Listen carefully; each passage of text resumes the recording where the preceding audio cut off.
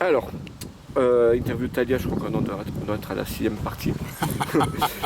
Alors, l'album, donc c'est Forest of Mind qui sort en mai 2000.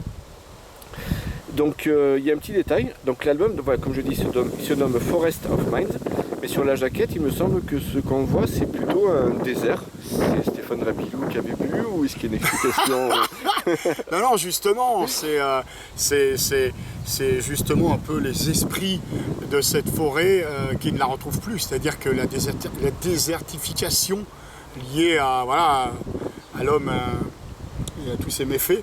Donc justement, c'est une espèce de je sais pas comment on peut appeler ça. Ouais, c'était une image un peu qui semblait paradoxale, mais dès que tu ouvrais le CD, la forêt, tu l'as trouvée sur... T'as la jungle, yes. Ah ben oui. Yeah. Tu le trouvais à la fois sur le CD et sur la jaquette, derrière, en verso. D'accord.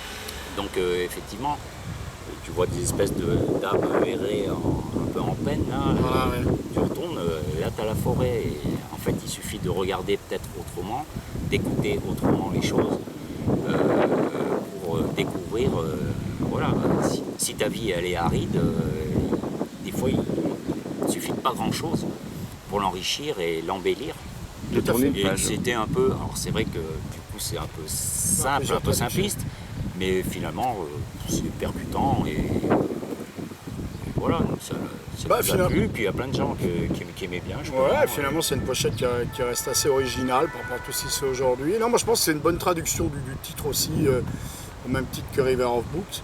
C'est-à-dire qu'on est dans un espèce de truc paradoxal, mais voilà, ces esprits qui sont là un peu perdus au milieu de leur état naturel qui a été détruit, ou qui est dans une évolution qui n'est peut-être pas la bonne, comme le disait Zozo, qui peut être remis à l'homme par rapport à sa vie, qui peut être à un moment donné traverser un désert et qu'en prenant telle ou telle décision, il peut ramener de la vierge nature, de la verdure à sa vie et retrouver une vie bien plus intéressante et plus positive, quoi. D'accord. Donc, le fait qu'il y ait le mot forest dans le titre, est-ce que c'était déjà une allusion écolo? Et pour le 3e album qui sortira dans 24 ans, est-ce qu'on aura droit à la mer ou la montagne? Faut dire qu'on soit vivant dans 24 ans. Mais Après la rivière et la forêt, quoi. Non, je pense que... Bon, on avait déjà cette fibre écologique, naturelle. Par rapport à leur habitat, non mais c'est vrai, par rapport au fait nous, qu'ils sont plus proches de la nature que je l'étais à l'époque. Et donc forcément, je pense que ça a dû jouer. Après, j'avoue que je ne me rappelle plus comment a été trouvé le titre. Si je l'ai trouvé, ou si vous m'avez aidé, ou si c'est quelqu'un. Non, c'est toi. Non, il y avait... ouais, c'était peut-être une prise de conscience sur la déforestation déjà, parce que c'est vrai qu'à cette période, on en parlait pas mal, tu sais, par rapport à toutes les... même voilà, l'Amazonie, tous les groupements de personnes, de musiciens qui se mettaient à sortir des titres, autant sur la famine que aussi sur justement la déforestation, les tribus déplacées, etc. Et c'est le genre d'actualité d'ailleurs ce que j'aime aujourd'hui. Voilà, résumé, hein, c'est simple que ça. Et puis il y a aussi rien que le fait par ton intuition, Fab il a beaucoup de sens des expressions comme ça, un peu paradoxales, qui peuvent contradictoires ou étranges, mais qui du coup ça sonne, ça Forest of Minds, c'est pas choquant, et ça justement ça ouvre à des questions. Oui, ça pousse à la réflexion. Voilà, ça dit tiens pourquoi ça, alors qu'au départ peut-être c'est juste un truc qui lui plaît, comme une expression tiens Forest of Mind, et du coup après c'est un texte, après c'est un état d'esprit, après c'est... Ouais, ça peut être plus traduit peut-être comme de l'heroic fantasy ou quelque chose de plus mystique, et dans le sens oui justement heroic fantasy, dérivé, je sais pas moi, mais finalement non, c'est plus le côté toujours un petit peu rebelle, quoi. C'est-à-dire toujours une fois de plus l'homme a encore fait ci ou encore fait ça, et ça en traduit ça, et après tu peux y trouver d'autres sens aussi, ou faire des parallèles avec d'autres sujets qui peuvent se rapprocher aussi peut-être. D'accord. Donc sur cet album, on retrouve donc le claviériste Sylvain Poncet qui vous avait quitté réédité en 95. Alors, est-ce qu'il était là juste en guest ou en dépannage, ou est-ce qu'une réintégration était envisagée à cette époque? Non, c'était que du guest. Que du guest. Ouais. C'était lui, il était, je crois qu'il finissait ses études, il allait être prof, il ne savait pas trop où il allait partir. Prof de musique, du coup? Non, prof, il était quoi? Prof de maths, sciences physiques, je sais pas. Ouais, je sais pas, Enfin, un truc Ouais, cérébral, quoi. Hein, D'accord. bien chiadé. cerebral fix. Pas un truc de baltringue. et voilà, donc nous, ça nous faisait plaisir qu'il puisse intervenir, laisser un peu sa touche, puisque avant tout c'était un ami. Donc, voilà, ça s'est fait naturellement, mais on savait très bien qu'il n'y allait pas avoir de suite derrière. D'accord. Et vous jouiez un peu live à cette époque ou pas non plus? Oui, on a fait des lives quand même. Ouais. L'entrepôt, on a fait On avait quelques concerts. C'était plutôt sur la région Rhône-Alpes. Hein, mais oui, on a fait quelques festivals. Alors bon, je ne vais pas me rappeler forcément tous les noms, mais on jouait pas mal. Le moins où on a joué finalement, c'est après. C'est après Forest. Mais ouais. Bon, oui. Je pense que tout le monde a commencé à être bien occupé. Chacun ses problèmes un peu de vie perso. Oui, et puis bon, on a eu une espèce de sortie loupée de l'album avec, à part la chronique de Metalian, il y a eu 0 chronique dans aucun magazine. Même à l'époque, c'était quoi? C'était Brennus qui avait sorti l'album? Donc, alors justement, voilà, toute cette discographie que nous venons d'évoquer, est-ce qu'elle est toujours disponible en format physique, hein, soit les démos, l'EP, l'album Le Forest of Mind? Tous? Non, je crois pas, parce que justement on a reçu les derniers exemplaires qui restaient de chez Brennus, ou je sais plus où c'était. On les a reçus il y a quelques années en disant bah voilà, ça sert à rien que ça traîne. Tu peux les trouver, tu peux trouver sur pas Brennus, c'était sur Discogs, ou sur Discogs tu vas forcément les trouver, parce que Discogs référencie tous les groupes au monde en CD, vinyle, cassette. Donc j'ai vu que l'album était en vente, puisque de toute façon ils vendent absolument tout ce qui existe dans le monde. Là, ça veut dire qu'ils ont pu en récupérer quelques exemplaires, mais voilà. Ils doivent pas en avoir énorme, mais franchement, physiquement, ils doivent pas en rester des masses. Moi je dirais à tout casser s'il en reste 20 dans le monde entier. Ce sera bien quand même. Et du coup, des rééditions, ça serait envisageable ou pas? Une réédition c'est complexe, dans le sens si tu fais une réédition c'est pour les vendre déjà. Et donc si tu en fais minimum 500 sur une rééd, il faut avoir de l'actualité. C'est-à-dire que demain on va dire que Thalia ressort un album dans 2 ans, et qu'il y a une demande des fans en se disant ah tiens, j'arrive pas à choper Forest of Mind, j'arrive pas. Éventuellement tu vas te dire bah tiens, on le remasterise, on met un deuxième scud, et comme ça le mec il a le nouvel album plus le premier remasterisé qui n'est plus trouvable. Après c'est pas probable. C'est pas le but. Et puis nous naturellement tous les 4 on est plutôt dans cette démarche de ce qui est fait est fait. Faisons autre chose. Passons à autre chose. Et Ouais, pareil, je sais que ça peut être regrettable pour les gens. Après bon, il est Moi, je suis pas disponible trop, aussi sur YouTube. Je sais même si c'est pas le CD physique. Oui, il y a tout sur YouTube, ouais. Mais Voilà, je suis pas trop fan effectivement de ressortir un album remasterisé. Je suis comme toi, quand c'est fait, alors le son est ce qu'il est, il faut l'assumer, au moment où il a été fait, ou les compos, ou ce que tu veux. Et après effectivement essaye de faire de la nouvelle compo. C'est peut-être bien plus intéressant que de toujours repartir vers le passé et vouloir se cramponner. après par contre Thierry avait remasterisé les vieilles démos. Oui. Par rapport à Flo, parce qu'il savait que ça allait être mis sur YouTube, que ça allait être diffusé sur le net. Donc c'était pas du tout pour... puisque ils n'étaient pas auparavant. Donc, Ça c'est différent, c'est pas la même démarche. là c'est différent. C'est pour optimiser un produit qui n'a jamais été mis en vente. Voilà, exactement. D'accord. Et du coup, voilà, ça m'amène à une autre question que je me posais. Donc, il y a une multitude de manières de se procurer un album désormais. Pour ceux qui souhaitent soutenir les artistes, est-ce que vous pourriez classer la meilleure façon pour vous à la moins bonne Ah, tu veux dire pour acheter l'album? Voilà.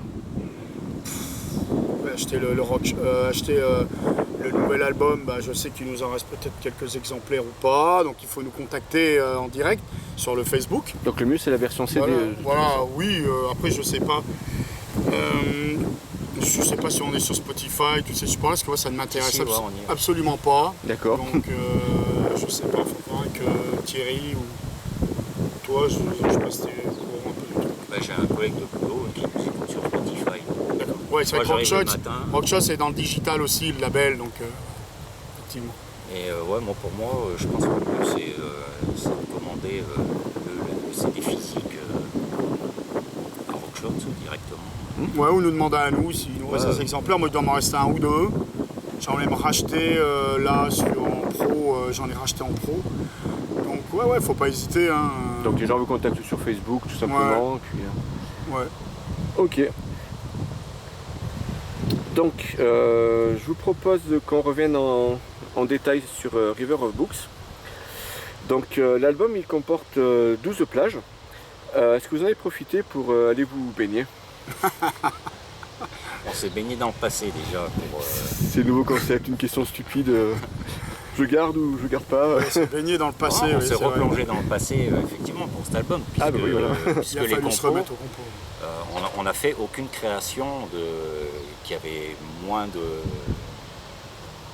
20 ans. Oh, 15 ans, 15-20 ans. Donc en fait, on a ressorti les idées, les premiers jets qu'on avait pour faire l'album qui aurait suivi Forest of Minds.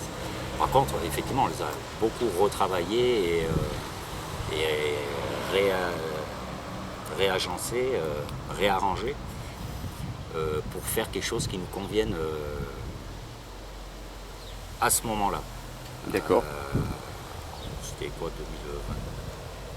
2020? À partir de 2020, quand on s'est rencontrés, et après qu'on a mis quelques mois après la machine en route, effectivement, il y a eu toute une période de retravail des compositions. Et voilà. D'accord. Donc,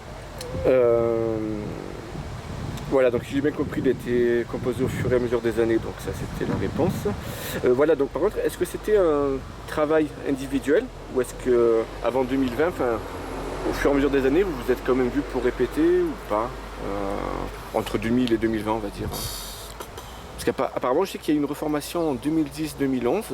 J'ai lu ça, alors je sais pas ce que c'était exactement. C'est là où les nouvelles compos ont été plus ou moins mises en route. Hein. Ouais, c'est vrai que suite à Forest, on s'est rapidement dispersé puisqu'on se rendait compte qu'on n'avait plus de projet possible avec cet album, justement à cause de cette sortie foireuse.